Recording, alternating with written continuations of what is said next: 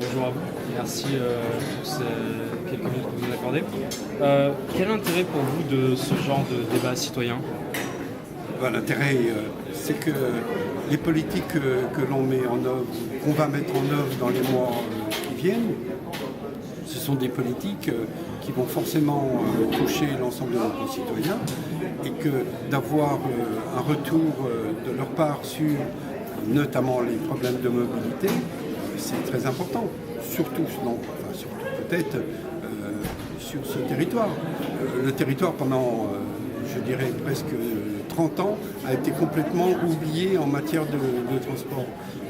Les mobilités sont venues au fur et à mesure se mettre à la place qui est normale, c'est-à-dire il nous faut une nette amélioration. Alors on n'est pas loin, je dirais, aujourd'hui d'espérer de beaux projets puisqu'on va avoir l'arrivée d'Éole et je veux profiter de l'arrivée d'Éole sur le territoire pour que, en appui sur Éole, eh bien, on ait une réflexion sur la mobilité. Donc vous voyez que le projet est vraiment au cœur des préoccupations.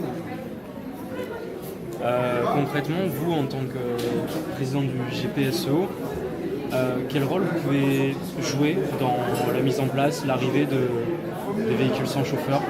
Quel soutien vous pouvez faire? Quelle accélération vous pouvez donner pour développer plus rapidement ce genre d'initiative et de technologie?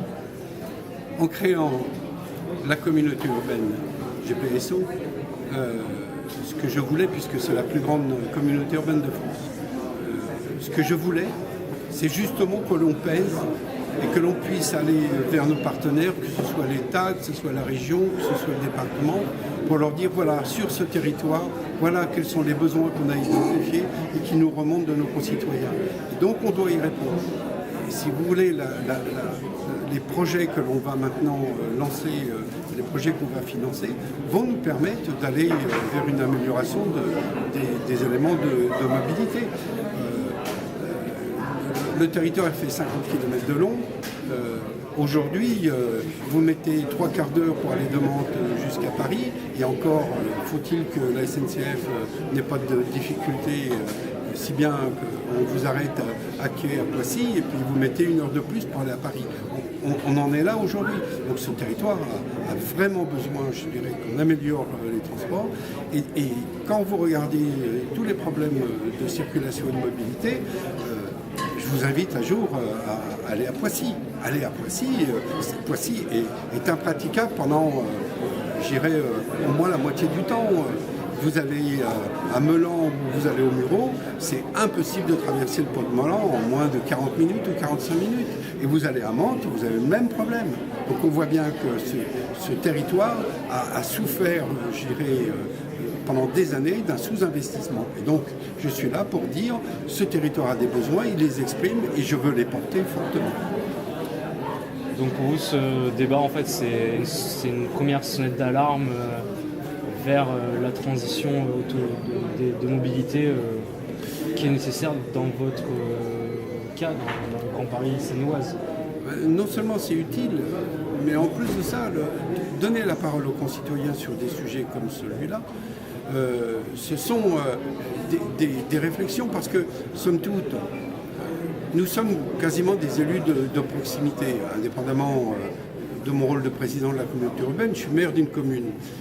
Moi, mes concitoyens, ils viennent me voir quasiment tous les jours pour me dire « Attendez, on a un problème, on ne circule plus, on ne peut plus se stationner. » Donc, il faut qu'on trouve des moyens, je dirais, pour améliorer ces sujets-là. Et là, c'est un sujet qui est repris formidablement bien, sous le bon angle. On n'est pas en train de dire j'aime la voiture, j'aime pas la voiture. C'est pas le sujet aujourd'hui. C'est plus le sujet. On est en train de dire comment demain vivre différemment notre mobilité. Et cette espèce de révolution que l'on entraîne chez nos concitoyens est vraiment une très bonne chose.